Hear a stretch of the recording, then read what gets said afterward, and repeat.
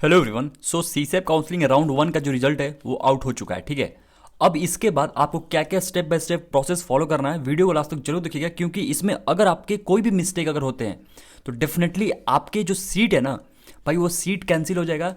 और इसमें सीट तो कैंसिल होगा ही होगा, जो अपने पैसे पे किए हैं वो भी हो सकता है कि आपको रिफंड ना मिले। तो कब क्या रिफंड करना है, कब क्या विथड्रॉ करना है, विथड्रॉ का लास्ट डेट क्या है, सीट मिला है तो क्या करना है, सीट नहीं मिला है तो क्या करना है, सब कुछ डिटेल में बात करूंगा। और सबसे इंपॉर्टेंट चीज़ इसमें जो विलिंगनेस है ना आपका, वो कह लो कि इंपॉर्टेंट चीज़ है। इसमें अच्छे से ध्यान से आपको विलिंगनेस सबमिट करना है, क्योंकि अगर विलिंगनेस अगर आपने गलत सेलेक्ट कर लिया तो आपका सीट जो है कैंसिल हो जाएगा। वीडियो को लास्ट तक जरूर देखिएगा। ओके, तो स्टार्ट करते हैं। और सबसे इंपॉर्टेंट इन्फॉर्मेशन मैं शेयर करता हूं, लेट से जिनको भी अभी तक सीट अलॉट नहीं हुआ है, ठीक है, या फिर कहीं भी किसी भी काउंसलिंग में कोई भी अच्छा कॉलेज नहीं मिला है, तो उनके लिए एक लास्ट ऑप्शन है। आपको पता है कि PWIOI, ओके, PWIOI इनका जो एप्लीकेशन फॉर्म है एडमिशन का, वो लगभग क्लोज होने वाला है। ठीक है, लास्ट सीट कुछ बचे हुए हैं। तो जिनको भी इसमें एडमिशन लेना है, ओके, अगर आपको NIT, IITs या IIITs या फिर जो आप टारगेट कर रहे थे कॉलेज नहीं मिला, तो आप एक ऑप्शन ये भी रख सकते हो अपने साइड, क्योंकि लास्ट आपके पास एडमिशन सीजन चल रहा है। ओके, इसके बाद आप फिर एडमिशन नहीं ले, तो इनका रजिस्ट्रेशन का लिंक जो है मैंने डिस्क्रिप्शन में दे दिया है। ठीक है, वहां से जाके जरूर अप्लाई कर लीजिएगा। और सबसे इंपॉर्टेंट बात, अगर आप मेरा लिंक यूज करते हो और कूपन कोड यूज करते हो, मैं बताता हूं कौन सा कूपन कोड, VIV11, ये केवल और केवल अपने सब्सक्राइबर के लिए ही हुआ है। ठीक है, इसमें आपकी जो रजिस्ट्रेशन फी है ना कंप्लीट मतलब खत्म हो जाएगा। और कितना लगेगा, केवल और केवल 11 रुपीज़। तो जो लोग भी अप्लाई करना चाहते हैं, जिनका एडमिशन लेट से उनके ड्रीम कॉलेज में नहीं हो रहा है, तो वो उसके अल्टरनेटिव एक ऐसा कॉलेज में एडमिशन ले सकते हैं। तो डिस्क्रिप्शन में लिंक है, जल्दी जाकर अप्लाई कर लीजिए, क्योंकि सीट बहुत लिमिटेड है और जल्दी क्लोज हो जाएगा और ये ऑफर भी क्लोज हो जाएगा। आप कूपन कोड जरूर यूज कीजिएगा, VIV11, डिस्क्रिप्शन में लिंक शेयर कर दिया। ओके, देखो पहली बात की मैं मान लेता हूँ जोसा में ऑलरेडी आपको सीट अलॉट हो चुका था। पहला कंडीशन क्या है कि जोसा में ऑलरेडी आपको सीट अलॉट हो चुका था। तो इसमें दो कंडीशन है, मैं आपको दोनों ही एक्सप्लेन करता हूँ। दो कंडीशन है। पहला कंडीशन है कि भाई आपका सीट जो अपग्रेड हो गया। ठीक है, अपग्रेड हो गया मतलब कि जो जोसा में सीट मिला था उससे बेटर सीट आपको सीसा में मिल गया। तो पहला स्टेप है कि आपको अलॉटमेंट लेटर डाउनलोड कर लेना है। ठीक है, दूसरा है कि विलिंगनेस सबमिट करना। और विलिंगनेस में कौन सा सबमिट करना है, लगभग लगभग 5 विलिंगनेस है, उसको मैं अभी एक्सप्लेन करता हूँ। और तीसरा है कि डॉक्यूमेंट वेरिफिकेशन आपको नहीं करना है, क्योंकि आपका ऑलरेडी जोसा में डॉक्यूमेंट वेरिफिकेशन हो चुका है। ठीक है, अब इसमें क्या है, मान लेते हैं जोसा में आपको सीट मिला था, सीसा में आपको सीट लेट से अपग्रेड नहीं हुआ है। ठीक है, तो ऑफकोर्स सीट अपग्रेड नहीं हुआ है तो जोसा वाला ही शो करेगा आपको।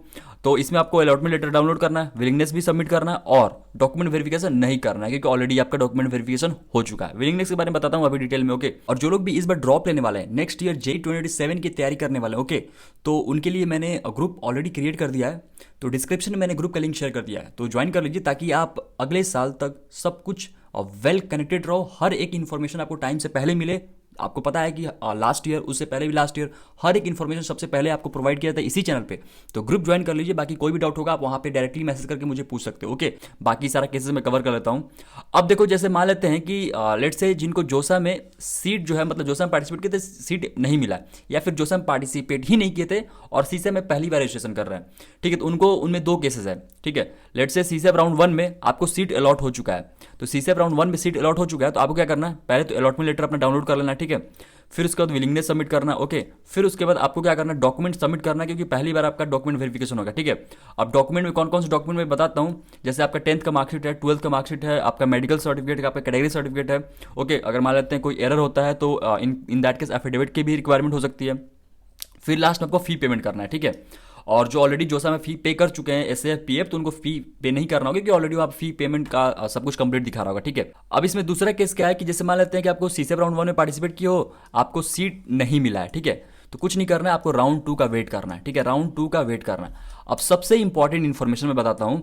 जैसे मान लेते हैं कि विलिंगनेस में बहुत सारे लोग डाउट है, भाई विलिंगनेस कौन सा सबमिट करना है। ठीक है, देखो विलिंगनेस में पहला चीज़ कि आपको जो ये फ्रीज, ठीक है, और दूसरा आपके फ्लोट, और तीसरा आपके स्लाइड, ये तीन तो कॉमन ही है जोसा वाला। ठीक है, मतलब कि अगर आप फ्रीज कर दोगे तो आपका जो सीट है वो कंफर्म हो जाएगा और आप काउंसलिंग से बाहर हो जाओगे, और जो भी आपको सीट मिला उसमें एडमिशन ले लोगे।